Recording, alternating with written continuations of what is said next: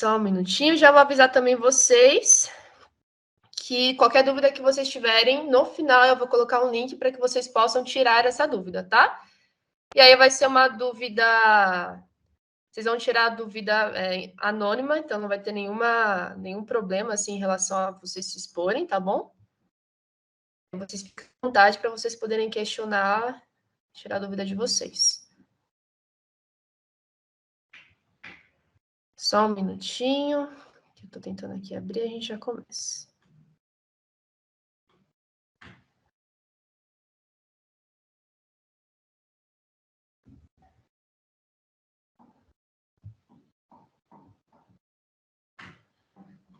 Tá bom, vou começar aqui então a apresentação.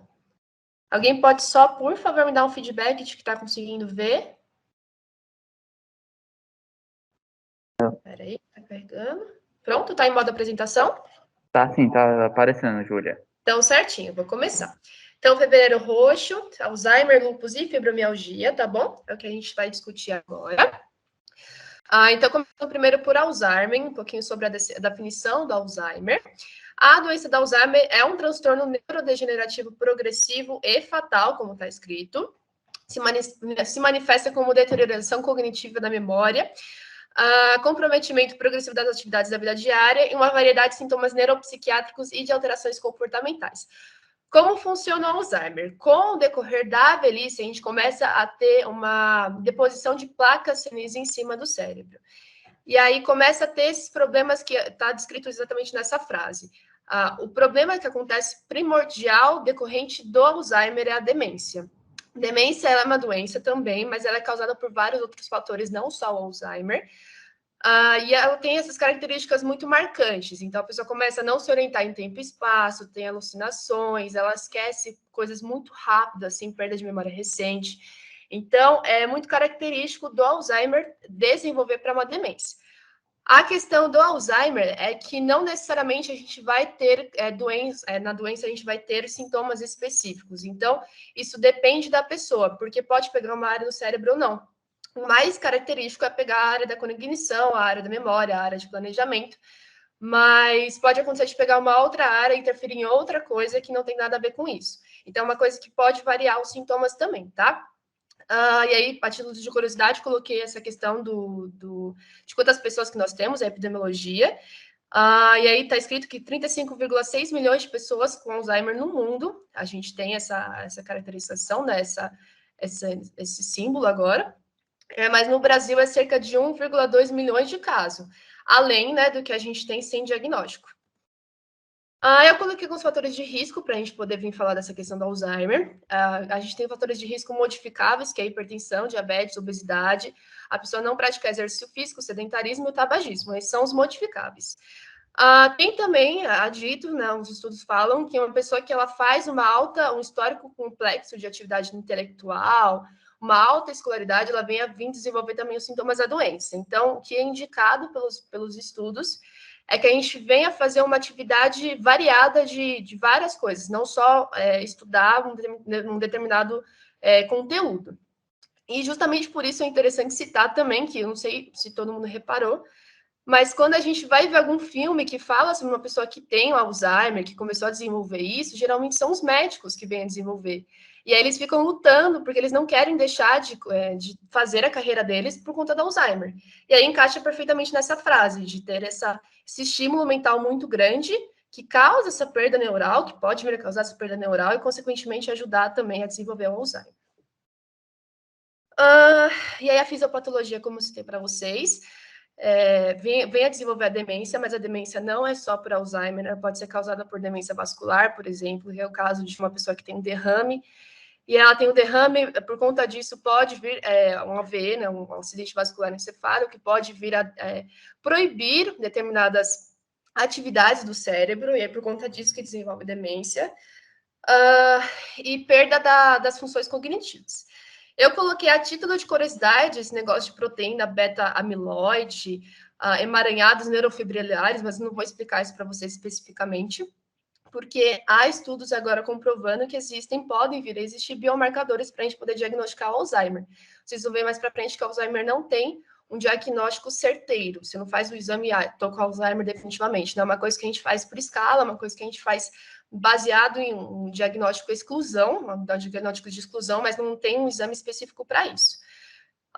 Tem uma médica que dá aula para a gente, que explica para a gente sobre isso, ela é geriatra, e ela classifica exatamente dessa forma. Ela fala, Alzheimer é uma doença de exclusão. Você não pode chegar no idoso que esqueceu uma coisa e falar, ele está com Alzheimer. A demência, caso ele venha apresentar a demência, os sintomas da demência não são característicos para Alzheimer. A gente pode pesquisar umas outras coisas. Pode ser por infecção, pode ser vascular, pode ser por vários outros motivos, não necessariamente só Alzheimer, tá? Então, sempre diagnóstico de exclusão. E aí fala que tem a redução dos neurônios, da sinapse, a consequência da perda do volume cerebral também. Os neurônios começam a ficar, as perdas neurais são irregulares, que nem eu citei para vocês, que então não necessariamente vai ser uma área, mas que as áreas mais envolvidas são de planejamento e funções complexas. E aí eu coloquei a demência. O significado da demência é uma doença que causa alterações da memória, desorientação em tempo e espaço, dificuldade de raciocínio, memória e muitas outras coisas afins. E ela também pode vir com alterações no comportamento e personalidade, tá? Então, é bem interessante vocês pensarem nessa questão da demência, porque ela é o principal resultado do Alzheimer. Ela vem a encaminhar para essa questão da demência, tá? O Alzheimer é uma doença que ela já apresenta essa fisiopatologia antes da pessoa desenvolver os sintomas. Então, quando ela começa a apresentar os sintomas, é quando já está com um problema um pouco mais grave. Por isso que é importante a gente começar a prestar atenção nessa questão da demência, entender como funcionam os sintomas, porque quando já começa a aparecer, é quando a gente já tem que reverter o quadro quanto antes para que ele não venha se agravar muito, tá bom? Então, é bem bacana a gente ter essa questão de comportamento, personalidade, como a pessoa se sente, humor, porque isso é uma das coisas mais características do Alzheimer também. Eu coloquei os sintomas do Alzheimer, então perda de memória recente, eles ficam repetindo pergunta, repetindo o mesmo assunto o tempo todo, eles acabaram de falar, eles ficam repetindo o mesmo assunto de novo. Eles esquecem eventos, compromissos, lugares, eles não lembram que eles marcaram o cabeleireiro, que eles marcaram o banho do cachorro. Eles ficam muito perdidos nessa questão de horário, nessa questão de como funciona. Eles têm dificuldade de perceber uma situação de risco. Isso é característico mais da demência, que não tem esse negócio de planejamento, eles não conseguem observar a situação e calcular que ela é uma situação de risco. Isso é interessante fazer o paralelo, porque os adolescentes também não têm o desenvolvimento do cérebro, eles também têm essa dificuldade de calcular essa situação de risco, é por isso que eles gostam de se arriscar mais. O idoso, ele começa a ter essa regressão com o passar do tempo, e o agravo dela pelo Alzheimer pode vir a ter esse mesmo comportamento do adolescente, tá? Bem interessante de citar aqui. Eles têm essa dificuldade de cuidar do próprio dinheiro, quanto mais vai avançando, mais dificuldade eles têm em ter essa autonomia, mais dificuldade de tomar decisão, de planejar as próprias atividades, e assim vai. Se orientar em tempo e espaço, dificuldade. A incapacidade em reconhecer faces, objetos, dificuldade de manusear utensílios, então, isso em casos bem mais graves, né? A pessoa não consegue, não lembra mais como ela faz para se vestir, não lembra mais como ela faz para poder cortar um frango para comer alguma coisa, para poder se alimentar, ele começa a perder esse autocuidado. Tem dificuldade de encontrar e compreender palavras, demência também bem característico. Ele comete bastante erro ao falar, bastante erro ao escrever. E alterações no comportamento e personalidade, que foi o que eu falei. Então, ele começa a ficar desinteressado, isolado, desinibido, inadequado, dependendo de quais foram as áreas do cérebro que foram afetadas, tá? Começa a interpretar a realidade, começa a ter essa questão de alucinações em relação à realidade, quadros paranoicos, achar que sendo roubado, perseguido, assim vai. Então, isso é bem característico da demência, tá? Todos esses sintomas do Alzheimer já são a demência que já está se apresentando. Quanto mais grave for, mais grave é o Alzheimer, mais grave essa questão da demência e mais rápido a gente tem que agir, tá? Mas são característicos da demência. Então, se uma pessoa, por exemplo, tiver uma demência vascular, aconteceu de ela ter um derrame, ela vai começar a agir assim. Ela vai ter os mesmos sintomas bem parecidos, tá bom? E aí eu coloquei fases, a fase leve, porque depois tem outras fases. Ele vai começar de uma forma bem sutil. Então, vai começar a ter problemas com propriedade da fala, ele vai perder a memória dele, como o que aconteceu, as coisas que acabaram de acontecer. Ele não vai saber a hora, o dia da semana. Vai ficar perdido em locais familiares. Então, vai para casa da filha, não vai saber onde está, o que está acontecendo, vai começar a se perder assim. Tem duas questões no Alzheimer que é interessante citar, só que ao mesmo tempo é um pouco complicado para discussão. O Alzheimer é uma faca de dois gumes. Então, é aquele negócio, vamos diagnosticar rápido, para que a gente possa tratar rápido e evitar o avanço da doença, mas, ao mesmo tempo, também não vamos encaixar o idoso numa doença e limitá-lo de viver. Então, é uma coisa que você tem que tomar muito cuidado, porque, como eu falei, tem muito médico que já classifica como Alzheimer uma leve demência, sem fazer o diagnóstico de exclusão, sem pesquisar outras possíveis causas dessa demência. E tem muita gente que não presta atenção. Então, o idoso começa a ter todas essas características, todos esses sintomas, e a pessoa, é coisa da velhice. E não é, a pessoa realmente já está começando a ter o Alzheimer. Então, essa questão de tomar cuidado, prestar atenção, mas também não vamos inadequar o idoso ou tirar a independência dele, a autonomia dele, porque ele está com uma doença ou porque ele já está velho, né? A gente tem esse costume de inutilizar o velho e não é característico. A medicina não condiz com isso, tá? A gente não concorda com isso. Dificuldade na tomada de decisão, ficar perdido, ficar inativo, desmotivado, mudança de humor, depressão. Vai começar a ter os mesmos sintomas que eu falei antes, só que de uma forma mais branda. Aí tem a fase intermediária, que ele vai ficar muito mais intenso, esses sintomas que já foram citados.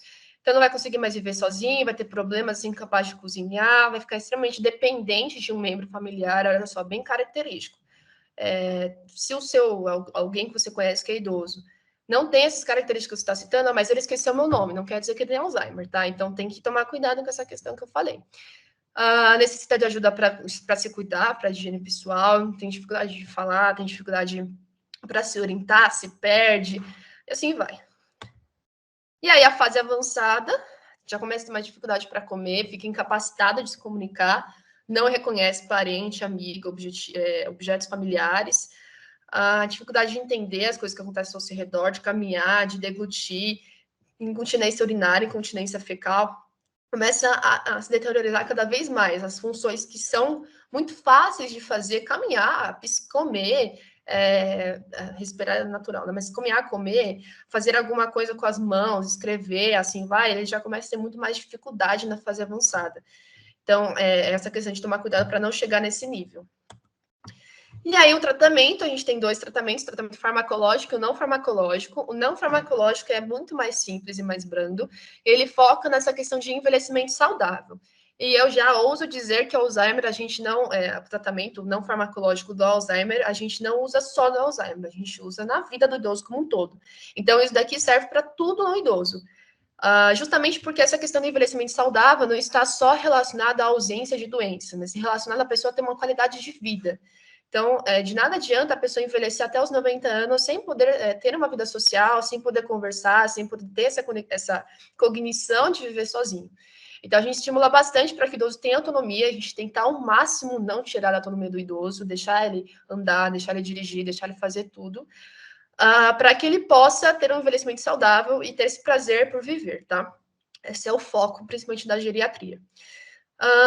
Então, a gente foca nessa questão de estimulação cognitiva, a gente dá jogos, desafios, reflexões para que a pessoa possa desenvolver essa parte do planejamento, possa desenvolver essa parte da reflexão, que justamente é o que está deteriorizando. Então, aquele dominó, que às vezes o avô, o tio gosta de, o idoso gosta de, excepcional para isso. Às vezes o idoso gosta de jogar truco, gosta de jogar dominó, gosta de jogar um joguinho tal. É importante deixar ele jogando mesmo, porque isso ajuda ele a estimular essa parte cognitiva. E é interessante que, em contrapartida, junto com essa parte da estimulação cognitiva, a gente também tem a estimulação social. Então, se o idoso já está lá jogando dominó com os amigos, ele já está estimulando a parte social. O idoso gosta muito também de compartilhar com a família, né? O prazer dele geralmente é a família. Então, essa parte de ter a família junto por perto também é bem importante. Aí, a parte de estimulação social ajuda ele a se orientar, ajuda ele a lembrar os rostos, ajuda ele a estimular a parte da memória mesmo. A estimulação física, que todo idoso, todo mundo tem que ter, essa parte de exercício aeróbico, essa parte de alongamento, para que ele não fique deteriorando os próprios músculos, para que ele não perca essa parte também motora do negócio. Então, continuar aprendendo, continuar fazendo, sempre sob supervisão e sempre com um encaminhamento médico também, né? E o 4, organização do ambiente. A organização é mais para a questão emocional. Então, se a casa ele for muito desorganizado e ele já está desenvolvendo, já está com essa alteração nos sintomas, essa ansiedade, essa depressão, isso vai piorar a situação dele. Então, ter um ambiente organizado, limpo, também ajuda nessa questão. e os tratamentos dos sintomas específicos. Então, se o paciente já está desenvolvendo uma depressão, uma ansiedade, poxa, estou com Alzheimer, não acredito, eu achei que eu não ia desenvolver bem, eu achei que eu não ia chegar nesse ponto. É importante a gente chegar e abordar a parte emocional do paciente. Então, o paciente está se sentindo mais depressivo, está se sentindo mais ansioso, é importante a gente pegar um psicólogo, é importante a gente trazer uma abordagem talvez psiquiátrica, dar medicamento voltado para isso, assim vai, dependendo de qual for o sintoma do paciente, tá? E o tratamento farmacológico, a gente usa rivastigmina, donepezila e galantamina. O que ele serve? Quando a gente começa a ter o Alzheimer, a gente tem a diminuição da acetilcolina no cérebro. Então, eles vão fazer com que essa acetilcolina, que é um neurotransmissor, um hormônio que estimula os neurônios, tá bom? Eles ficam mais tempo no organismo, e aí vai retardar esse processo. E a gente também tem a memantina, mas ele é mais para demência de Alzheimer. Ela vai ajudar nessa questão da neuroplasticidade, neurotransmissão, vai ajudar nessa diminuição que está tendo da neurotransmissão, dos neurônios que estão funcionando, vai ajudar o neurônio a funcionar mais e vai diminuir a toxicidade das células. A memantina, de acordo com a Sociedade Brasileira de Alzheimer, ela não é indicada para outras demências que não seja a demência de Alzheimer, tá? Então tem que tomar bastante cuidado. E aí eu coloquei a título de curiosidade, caso alguém vier perguntar, vitamina E, ômega 3, estrogênio, anti-inflamatório, esses outros medicamentos não têm eficácia, não há evidência até o momento científica de que eles são eficazes para o tratamento, tá bom? Então é isso sobre Alzheimer. Caso vocês tenham alguma dúvida, peço para que guardem até o final da palestra, que daí a gente vai tirando no finalzinho, tá bom? Eu vou começar agora lúpus. Então, falando sobre lúpus, eu vou começar pela definição. Lúpus é uma doença inflamatória autoimune, podendo ser lento e progressivo, com sintomas após meses, ou ele pode ser rápido, tá? O lúpus é uma doença autoimune, caso vocês não saibam que é uma doença autoimune, é quando os seus próprios anticorpos, ao invés de eles lutarem contra um agente externo, ele vai lutar contra o seu organismo. Então, ele vai olhar para o seu corpo e falar assim: olha, você está doente, você é um problema, então eu tenho que te aniquilar. E ele começa a lutar contra o seu organismo. A doença autoimune, ela varia muito em relação a isso também. Como é uma questão que você não tem certeza do que o seu anticorpo vai fazer, não tem como você saber se ele vai ter um determinado sintoma obrigatoriamente. Então, pode acontecer do seu anticorpo falar, olha, eu não gosto do meu fígado é um problema, e começar a atacar o seu fígado. Ou ele pode falar assim, eu não gosto do rim, o rim é um problema, então eu vou começar a atacar o rim, e assim vai. Tem, claro, um norte para a gente saber quais são os sintomas do lúpus, como é que ele vai coordenar, quais são os principais órgãos que ele ataca e tudo. Mas é importante a gente não frisar que tem sintomas específicos e característicos do lúpus. A gente tem uma abrangência um pouco maior que varia de paciente para paciente. E aí eu falei, como eu estava citando, intercala com fase de remissão e atividade, dependendo de como está a imunidade do paciente. E aí ele é dividido em dois. O cutâneo, lúpus eritematoso, ou discoide, a gente chama mais de lúpus eritematoso, e sistêmico. O cutâneo, a gente tem característico essa marca no rosto que a gente chama em formato de borboleta, em asa de borboleta, bem parecido com a asa de borboleta que tem o rosto. E ele é característico disso onde a pessoa toma sol. Então, a gente tem esse desenvolvimento desse lúpus, onde a pessoa toma sol na parte do rosto. Então, é tanto aqui no rosto, quanto no nariz, quanto aqui na parte V, onde fica o pescoço, aqui na parte do pescoço, aqui na parte um pouco mais embaixo, onde fica o seio, é onde a gente mais toma sol e é onde a gente desenvolve essa parte do lúpus eritematoso, tá? As imagens eu coloquei para vocês poderem entender. E o sistêmico é aquele que não tem essas marcas, né, no rosto, essas marcas no corpo, mas que pode vir desenvolver também do mesmo jeito, que é uma doença autoimune que vai atacar a parte do seu organismo sistemicamente, tá bom? Então, seus rins e afins. Aí eu coloquei a título de curiosidade, lúpus induzido por drogas, que foi o Ministério da Saúde que trouxe, que são algumas drogas que podem vir desenvolver lúpus, mas é muito raro. E o lúpus neonatal, que também é muito raro, mas que são as criancinhas que nascem com lúpus, com algumas questões, algumas alterações hormonais, algumas alterações laboratoriais, mas que depois de alguns meses ela já fica bem, tá bom? Eu coloquei em título de curiosidade também a epidemiologia, que as mulheres são mais acometidas, entre 20 e 45 anos, principalmente afrodescendentes e mestiços. Mas eu vi, não sei se foi na Sociedade Brasileira de Reumatologia ou no próprio Ministério da Saúde, que asiáticos também são bem abrangidos, são bem característicos deles desenvolverem, tá? E aí eu coloquei aqui cerca de 65 mil pessoas com lúpus, a maioria mulheres, e que a cada 1.700 mulheres no Brasil, uma tem uma doença, né? Tá bom. E aí a etiologia é a fonte, né? Qual que é a origem do problema no lúpus? A origem é desconhecida, como eu falei. Tem uma característica, o que a gente mais frisa, o que foi mais frisado nos estudos, é que o lúpus, a etiologia, é decorrente de um fator genético. Então, o fator genético pesa bastante. Só que o desenvolvimento da pessoa também influencia muito. Então, por exemplo, se a pessoa teve uma exposição maior a micro-organismos, a bactérias, afins, isso pode influenciar essa questão do sistema imune. Então, o sistema imune pode trabalhar mais ou menos dependendo dessa exposição. E aí, isso pode ajudar o lúpus a desenvolver mais ou ajudar ou atrapalhar o lúpus a desenvolver. Então, depende muito de pessoa para pessoa, tá? A questão é como os anticorpos se desenvolvem no decorrer da infância, o que essa criança passou no decorrer da infância dela pode vir influenciá-la a desenvolver o lúpus ou não. Então, essa questão dos anticorpos, essa questão do desenvolvimento é muito importante para saber, para poder, nessa questão da influenciar o desenvolvimento da doença do lúpus ou não. Aí, fatores de risco eu coloquei genéticos, hormonais e ambientais, sendo os ambientais, como eu citei, micro-organismos, bactérias e afins. E aí eu citei que tem esse desequilíbrio dos anticorpos com as próprias proteínas do organismo, que protegem, e aí eles causam inflamação nos diversos órgãos, causam inflamação na pele, na mucosa, na pleura, e assim vai.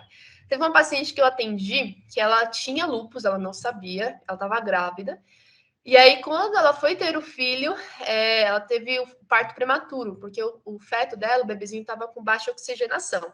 Isso também tem nos estudos de lúpus, que acontece com bastante frequência. E aí ela teve pneumonia, a pneumonia piorou e ela teve um derrame pleural, que é muito característico também do lúpus, eu acho mais para frente vai estar escrito nos slides.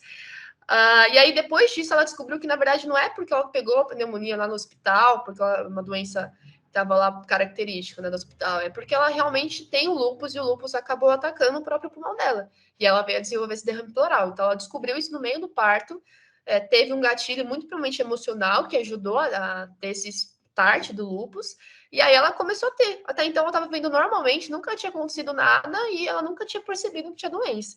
Então é muito variável essa questão dos sintomas. A pessoa vive normalmente, às vezes nem percebe que está tendo, e aí, às vezes a pessoa tem um gatilho que faz ela desenvolver. Então é bem interessante a gente prestar atenção nessas características, prestar atenção no que está acontecendo. A fibromialgia é bem parecida também, mas pra frente eu vou falar. E aí, os sintomas do lúpus, a gente pode surgir de repente ou lentamente, que nem eu falei, que foi o caso da menina que teve o start, temporários ou permanentes, leves ou graves. Isso depende do sistema imune da pessoa, tá? Depende do que ela está em contato também. Aí, os sinais mais comuns, a gente tem o cansaço, a pessoa está lutando o tempo todo contra si mesma, né? Então, é uma fadiga que ela vai ter, uma febre também que ela vai desenvolver, dor nas articulações, vai ter inchaço, rigidez no músculo, rache cutâneo é aquilo que eu mostrei, uma vermelhidão na pele, tá? Geralmente aparece na parte onde tem o sol, onde a pessoa mais toma sol, mas pode aparecer no corpo inteiro.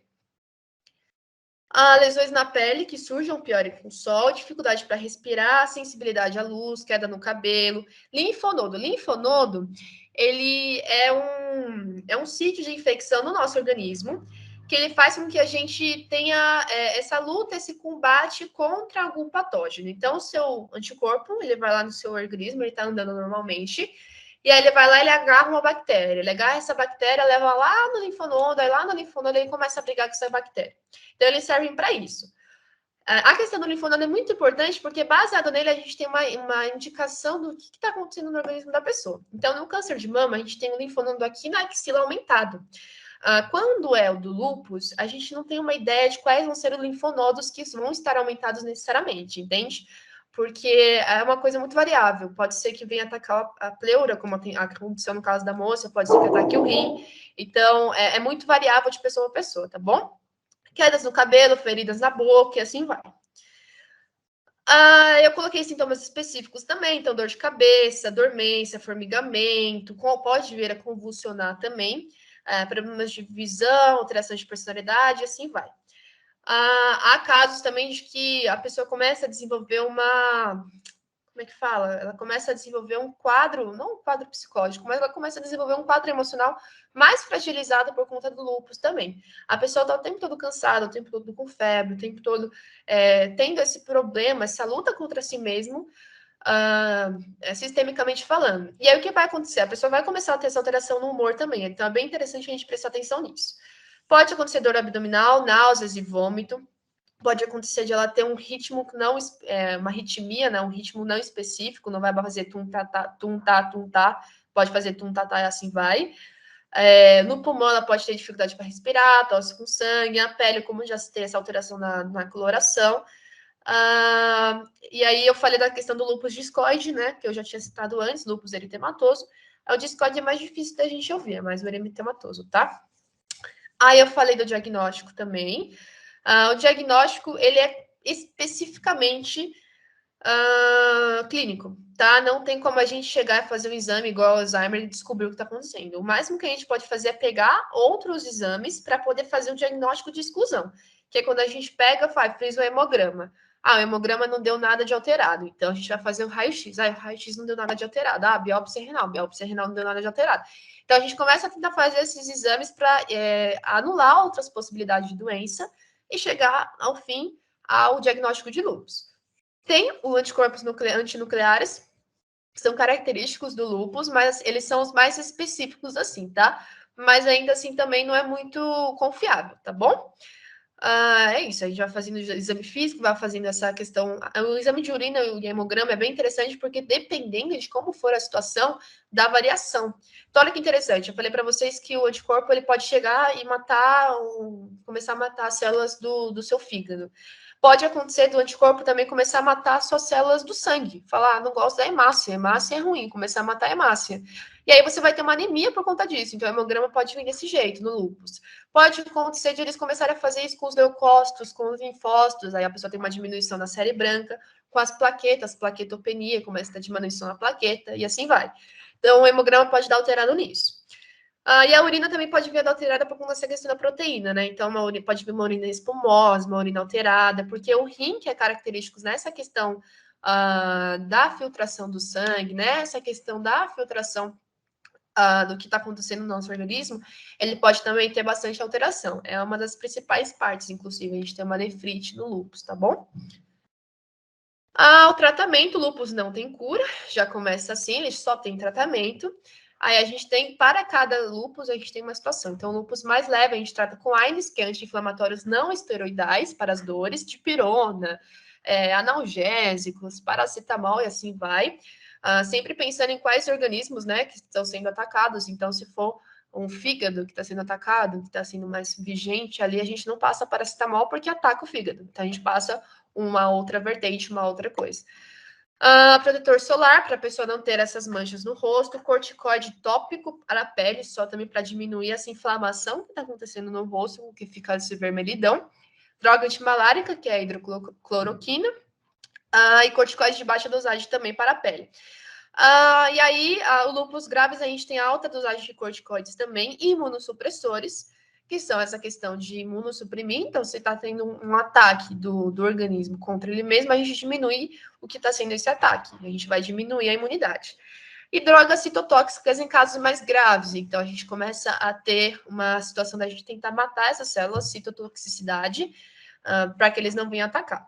E aí, é claro, eu coloquei tratamento multidisciplinar, com acupunturista, psicólogo e outras abordagens também, tá bom? Por conta dessa questão emocional que pode vir desenvolvendo no lúpus. Então, lúpus foi isso. A gente vai começar com fibromialgia, tá bom?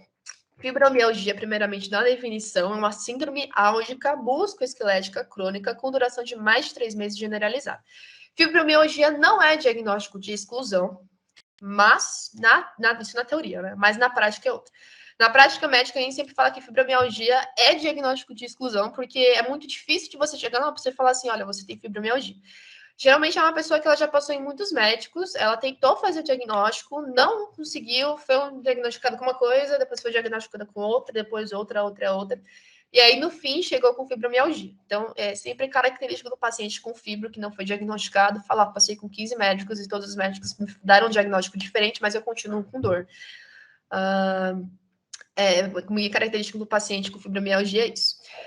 Então ele tem uma doença que é uma doença que é difícil, ele tem uma dor que é difícil dele localizar, é difícil dele dizer, uma dor difusa, é complicada. E isso acontece porque o que acontece? A fibromialgia, ele tem os neurônios que vão captar, os neurônios aferentes de aferir, tem o aferente de aferir, o eferente de efetuar. Os neurônios aferentes, eles vão estar aqui e eles vão começar a ver uma coisa de uma forma distorcida. Então, por exemplo, tem uma amiga minha que ela tem fibromialgia. Se ela fica debaixo do ar-condicionado, ela já começa a sentir dor. Porque esses neurônios aferentes, eles vão começar a sentir o frio e eles não vão falar assim, tô com frio. Eles vão olhar aquilo como um problema. Vão falar, poxa, tá causando dor. Isso tá me fazendo mal. E aí ela vai começar a sentir dor por conta disso. Então, eles têm uma sensibilidade de temperatura muito alta. Debaixo do ar-condicionado, ficou um pouquinho mais no sol, já começa a sentir um pouco mais de dor, tá? Isso também é uma das causas, né? Desses distúrbios que acontecem. Mas tem umas outras situações também. Tem neurotransmissores envolvidos nessa questão de dor, nessa cascata de dor. Neurotransmissor é como se fosse um hormônio dos neurônios, tá? Então, a gente tem o que estimula e o que desestimula. Quando a gente vai ter essa resposta de luta ou fuga, essa resposta de ficar tenso, essa resposta de nervosismo, a gente tem a questão do neurotransmissor excitatório. E quando a gente tem o de relaxamento, é o neurotransmissor de relaxamento, é o neurotransmissor que não é excitatório, tá? Ele é inibitório. No fibromialgia, isso é totalmente complicado. Então, ou uma pessoa tem menos neurotransmissor inibitório, ou ela tem em excesso excitatório. E aí vem essa questão de distúrbio da dor, tá? Não é autoimune, igual o lúpus, e não é inflamatória, tá? A etiologia, por mais que a gente tenha essas hipóteses, né, esse distúrbio realmente é comprovado cientificamente. Agora, essa questão do neurotransmissor é uma hipótese, porque a etiologia da fibromialgia não é conhecida, tá? Ela é desconhecida até o momento. A gente só tem essa hipótese que eles ainda estão pesquisando e ainda estão trabalhando. A epidemiologia, a segunda causa mais comum de queixas, tá? No Brasil, presente em até 2,5% da população no Brasil, e é predominantemente do mundo, desculpa, e é predominantemente mais no sexo feminino, principalmente entre 35 e 44 anos, tá? Bebe um pouco já, peraí.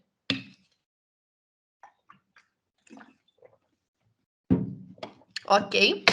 Então, em relação aos sintomas, a gente tem essa dor difusa crônica, que eu falei para vocês, um cansaço também, porque a pessoa está o tempo todo em dor. Ela vem a ter distúrbio do sono, então, insônia, pode acordar várias vezes à noite, porque ela tem uma alteração numa onda do sono, tá? E aí ela pode vir a dormir e o sono não ser reparador também. Por mais que ela durma 8 horas por noite, ela não consegue ter um sono reparador por conta dessa alteração na onda do sono. Você fala aí que é dor de cabeça, tontura, zumbido, palpitação, dor torácica, dor abdominal, constipação e diarreia, varia dependendo, pode vir a desenvolver síndrome do intestino irritável, ansiedade e depressão, tá bom? Em relação à ansiedade e depressão, fibromialgia e depressão caminham juntas de mãos dadas, geralmente, porque a pessoa fica sentindo dor o tempo todo, e aí, quando ela começa a sentir dor o tempo todo, começa a dar esse estresse na pessoa para ela vir a desenvolver esses sintomas, tá? A questão é sempre pensar assim, quando você está com dor, você não fica alegre de bom humor, você começa a ficar mais irritado e assim vai. Imagina uma pessoa que tem dor todos os dias, o dia todo. É a questão da fibromialgia. Por isso que depressão e ansiedade com fibromialgia andam juntos. A pessoa o tempo todo fica com dor até desenvolver esses sintomas, tá?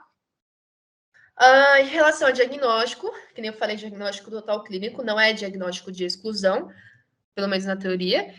Aí a história, a gente pega pela história do paciente, então a questão do paciente ter passado por vários médicos, ter passado por várias tentativas de tratamento e não ter conseguido. O exame físico que a gente faz pegando os tender points, aí eu coloquei os tender points aqui do lado, é que eu não consigo mostrar meu mouse, mas para vocês poderem ver os tender points aqui do lado, tanto na parte aqui do corpo, na parte de trás da parte de frente, eu vou explicar mais sobre o tender points.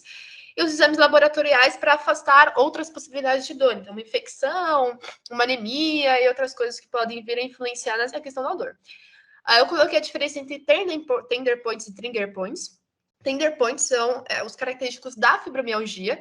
Então, a gente faz a palpação desses 12 pontos no corpo para a gente poder ver se a pessoa tem dor. Na questão do tender points, é diferente do trigger points, porque você faz o toque, a pessoa vai sentir dor, mas você não vai sentir um nódulo, você não vai sentir uma tensão no músculo, e ele não vai ter uma irradiação. Então, essa dor não vai se espalhar pelo músculo inteiro. O trigger point já é diferente. O trigger point ele é característico da síndrome miofacial. Por que eu digo isso? A síndrome miofacial, a gente fala que é aquela dor do atleta de fim de semana. Então, é o paciente que ele vai lá treinar só no fim de semana e ele chega com os músculos todo tensos. Quando você vai palpar, você sente o nódulo. E aí, quando você palpa, essa dor ela vai pelo músculo inteiro. Aí ele fala, nossa, tá doendo, meu Deus do céu. Então, é trigger points, é diferente do tender points, tá? É de um paciente que ele fez um estímulo muito forte no músculo, e o músculo ficou todo tenso. A banda muscular ficou tensa. E aí, quando você faz uma pressão, causa dor. É diferente da fibromialgia, tá? Então, é sempre importante diferenciar os trigger points e os tender points. São os mesmos pontos para os dois, só que a única diferença é que essa palpação você vai sentir diferente, o paciente também vai ter uma dor diferente, né? Ele vai referir uma dor diferente. Aí o tratamento para fibromialgia, a gente tem os antidepressivos, claro. A gente tem os inibidores seletivos de recaptação de serotonina, que é relacionado ao humor também, tá? Essa questão de recaptação de serotonina, fluoxetina. Benzodiazepínicos para o sono, para poder manter o sono por mais tempo, essa questão das ondas de sono. Analgésico para dor. E aí, é claro, a atividade física e a acupuntura. A acupuntura é muito indicada para fibromialgia. Ela é o que dá mais resultado em relação a isso, tá bom? E aí eu não coloquei no slide, mas a gente pode vir a usar gabapentina também, dependendo da fibromialgia, tá bom? Que a gabapentina já é voltada mais para uma dor neuronal. É quando a gente já tentou no analgésico, já tentou outras situações, não deu certo, a gente tenta um pouco pela parte neurotransmissora, pela parte dos neurônios em si. Aí a gente tenta usar gabapentina. Gabapentina é mais usado para quando uma pessoa tem diabetes. Quando ela tem diabetes, começa a ter aqueles formigamentos no braço, começa a ter uma doença neurodegenerativa por conta da diabetes, aí a gente usa gabapentina. Se não for funcionar o analgésico na fibro, a gente usa a gabapentina também para ver se tem um efeito mais eficaz no paciente, tá bom? Aí agora eu espaço para as dúvidas. Eu vou tentar também copiar o link para vocês aqui. Eu preciso abrir para poder mostrar para vocês. Esse é vocês podem ou tirar o QR Code ou vocês vão pegar o link, tá bom? Que eu vou passar. Eu vou abrir para vocês uma outra página agora. Nessa outra página que eu vou abrir, vocês vão poder tirar suas dúvidas, dar sugestões, tirar opiniões. Ou vocês podem, e aí depois eu vou abrir uma outra página para vocês também, para que vocês possam dar o feedback de vocês, tá bom? Falar se vocês gostaram, definir como vocês gostaram da apresentação, se tem alguma coisa para mudar, alguma coisa que vocês gostaram. E aí a gente finaliza a palestra, tá bom? Depois eu vou colocar aqui para vocês as referências, mas agora eu vou parar de compartilhar só para poder pegar esse link e abrir, tá? Só um minutinho, gente.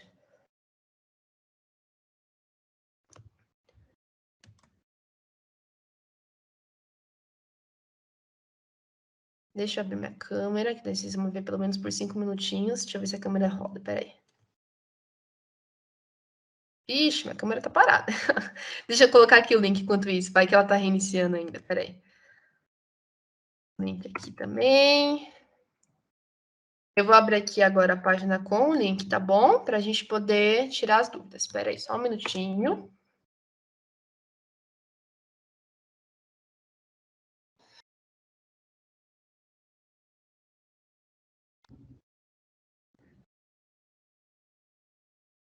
Deixa eu ver se vocês conseguem me ver, peraí.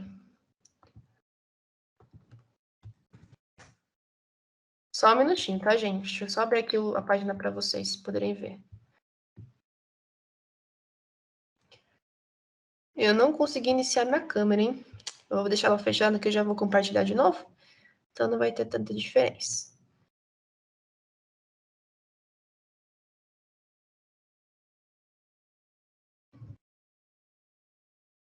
Certinho. Agora vocês podem enviar, tá bom? Eu vou compartilhar aqui para vocês poderem dar uma olhadinha. Peraí. Apresentação.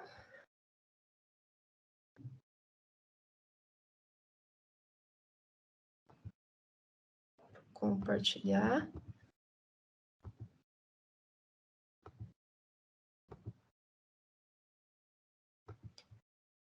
Fevereiro roxo aqui. Todo mundo tá vendo? Alguém pode falar para mim se tá conseguindo enxergar? Alô? Alguém pode falar para mim se tá conseguindo enxergar, por favor? Eu tô mutada, gente. Deixa eu ver se eu me mutei sem querer. Peraí. Não, não tô mutada. Alguém pode falar, se por favor, tu tá conseguindo ver? Para mim, a tela de compartilhamento, por gentileza.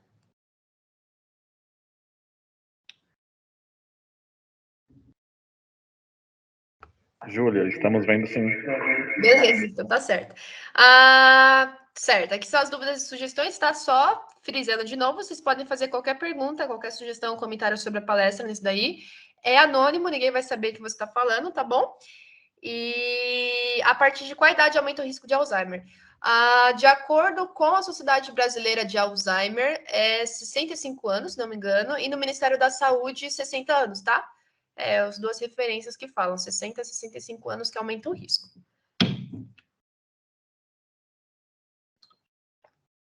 Foi uma informação que eu esqueci de colocar no meu slides, né? Próxima vez eu coloco, desculpa. Bom, eu vou deixar 5 minutinhos nesse, depois eu vou abrir a próxima página, tá bom? Aí na próxima página vocês vão definir como é que vocês acharam da apresentação de hoje, em uma palavra que vocês sentiram e assim vai.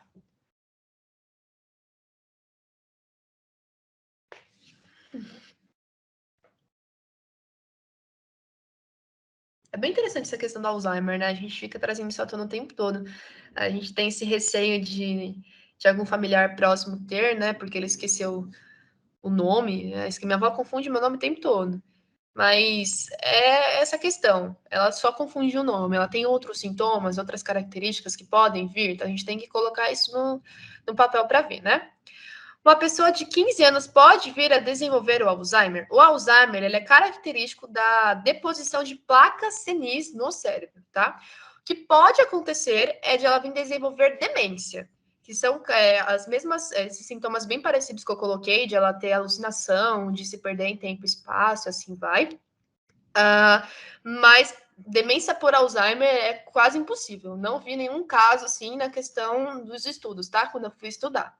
Pode ser que ela venha desenvolver a demência vascular, por exemplo, que ela teve um derrame por algum motivo, alguma tendência genética, talvez alimentação, enfim. Ela teve um derrame e aí, como ela teve esse AVE, esse derrame, veio a desenvolver a demência e teve sintomas parecidos com Alzheimer, tá? Não sei se ficou claro. Se ainda não ficar claro, depois, se a pessoa quiser abrir o microfone e falar, tá? Pode falar. Se vocês preferirem abrir o microfone e participar também, fazer a pergunta por áudio, ao invés de vocês escreverem, fiquem à vontade. No chat, eu acho que eu não consigo ver vocês, tá? Então, se vocês puderem pegar o link e entrar para poder questionar aqui, fica mais fácil para mim.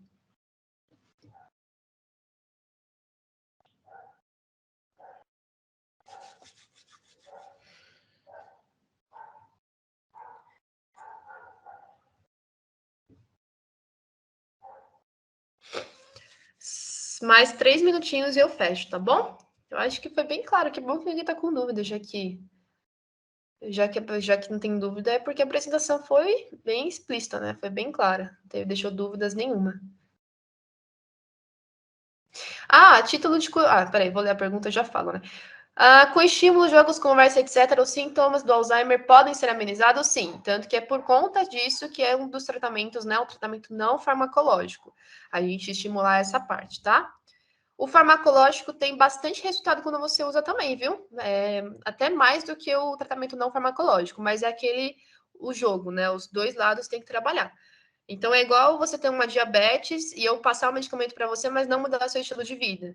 Então, tem que ter essa estimulação, esse desenvolvimento neurocerebral, para que o paciente não fique apenas preso ao medicamento. Eu ia falar alguma coisa antes sobre isso, eu esqueci. Legal, eu lembrei. O idoso ele começa a desenvolver essa placa senil não só no cérebro, pode desenvolver a placa senil não só no cérebro, na questão do Alzheimer, né? Mas ele desenvolve também na parte cardiológica. Então é natural que o idoso venha ter uma pressão um pouco mais alta do que o normal, tá? Por conta disso. Porque ele começa a ter deposição dessa placa senil ao redor ali das artérias, do coração, e isso vai diminuir o canal onde vai passar o sangue e, consequentemente, aumentar a pressão, tá? Atitude, curiosidade, né? Porque as mulheres têm mais tendência a desenvolver o lúpus e os homens não. Nos estudos que eu li, isso está bastante relacionado à parte emocional, viu? A parte da autoimune, doença autoimune, está muito desenvolvida na parte emocional. Talvez pela questão das mulheres terem uma sobrecarga maior do que os homens em relação a trabalhos domésticos, em relação a trabalho com a família, a trabalhar fora, essa sobrecarga maior venha a ajudar a desenvolver essa doença. Ou talvez realmente pela mulher acabar pegando a parte mais feminina e desenvolver essa doença baseada no emocional dela, né? Geralmente a mulher tem a parte feminina psicologicamente falando, e aí por conta disso ela vem a desenvolver mais fácil o lúpus. A lúpus da falência de órgãos, dependendo da situação, sim. E é por isso que a pessoa pode vir a falecer pelo lúpus, tá? O mais comum que eu citei foi a nefrite, tá? E aí por isso que a gente fica dosando no exame de urina para poder ver como é que tá o rim da pessoa, tá? E também a gente pega e faz laboratorial para poder ver o rim. Então, creatinina, assim vai. Depende da situação. Depende de como tá a pessoa, se ela tá cuidando ou não.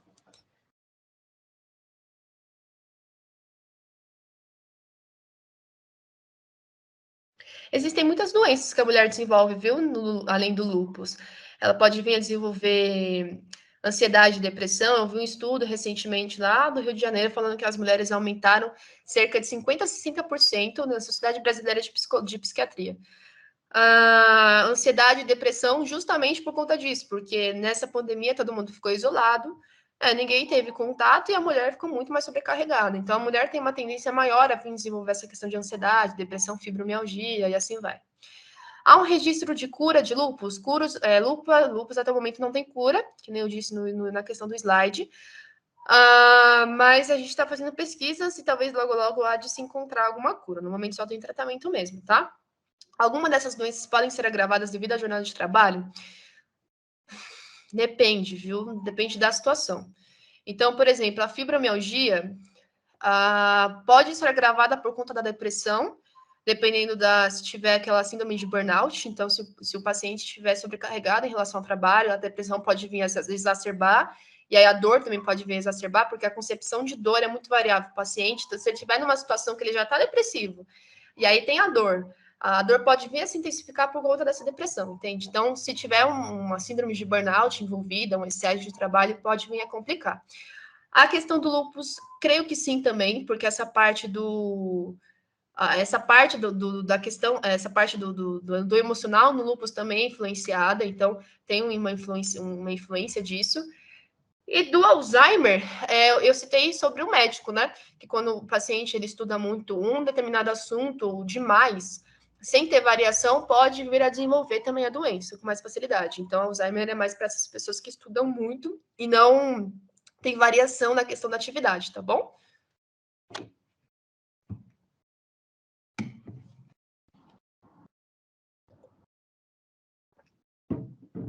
Vou dar mais 2 minutinhos, vai.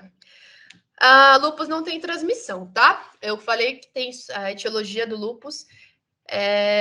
No momento é desconhecida, mas a gente sabe que o fator de risco e uma possível forma de transmissão, entre aspas, que podemos chamar, é genético. Não tem transmissão igual IST, igual o Covid, não é passável assim, tá? É só um que é genético mesmo que pode vir a influenciar.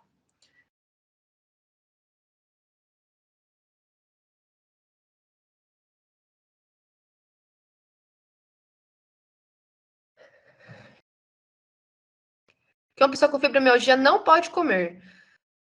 Nos estudos que eu fiz, não teve nenhuma restrição em relação a isso, tá bom? O que pode acontecer, eu acho que é por esse caminho que você deve estar pensando, né? É que uma pessoa que tem fibromialgia venha a desenvolver a depressão, e aí, por conta disso, alguns alimentos pioram essa questão da depressão, né? Então, deixa você mais cansado, deixa você mais fatigado e assim vai. E aí, esses alimentos seriam, no caso, açúcar, fritura, café também, que aumenta a ansiedade. Então, é nessas questões assim, tá? Mas eu não li nenhum estudo falando que tem alimentos proibidos para fibromialgia, tá bom? Gente, só mais um minuto, vou fechar. Caso alguém ainda tenha alguma dúvida, fale agora ou cale-se para sempre. Nossa, falou mesmo. Escreveu um texto. Minha tia tem metástase óssea, sendo que um dos tumores está na cabeça, afetando a maior parte neurológica. Em decorrência disso, o médico diagnosticou ela com demência fase inicial. Ok. Porém, ele teve com tratamento para o câncer. Ela teve uma melhora considerável na parte motora há um ano atrás. Ela não sentava ou senta e até faz crochê. Porém, não percebemos melhora nas falhas de memória. Mesmo com redução dos tumores, não há como recuperar essa parte que foi perdida? Depende, viu? Jovem, vou falar jovem, depende, viu? Não tenho como saber porque aqui tá muito superficial. Teria que dar uma olhadinha com o médico. Depende de como foi essa questão do tumor, depende de como ele realmente abordou essa parte do cérebro relacionada à memória. Depende se tem alguma estimulação que ele poderia fazer para melhorar. Então, é uma coisa que não tem como te dar uma resposta agora. Melhor você perguntar diretamente para o médico que está acompanhando essa parte, viu? Porque se for perguntar aqui, fica realmente difícil, sem saber. Mas se ele fez uma toma, ele consegue saber, viu? Se teve. Não sei se ela chegou a fazer toma, acredito que sim.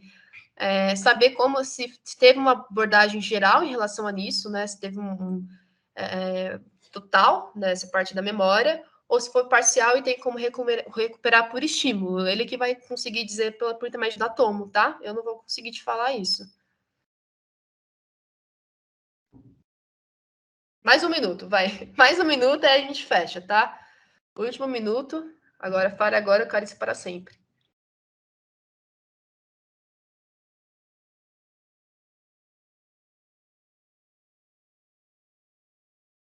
Então, tá bom. Finalizou. Caso alguém ainda tenha alguma dúvida, dá para falar no chat, tá? Eu vou abrir agora uma outra ficha, tá bom? Aqui embaixo, para vocês poderem apresentar numa nova aba. Falar o que vocês acharam da apresentação em uma única palavra, tá bom? E aí ele vai formar uma word cloud, uma nuvem de ideias, né? Uma nuvem de palavras. Então, gostei, achei legal. Ou não gostei, não achei legal, também tem essa opção, tá? Fica à vontade para escrever, dar um feedback. Informativa, obrigada. Realmente, foi tudo baseado em evidências, tá? Evidências científicas. Maravilhosa, obrigada, gratidão. Deixar um minutinho só, tá bom? Rapidinho, para a gente colocar as referências e finalizar já. Perfeita, muito obrigada, gente, pelos elogios.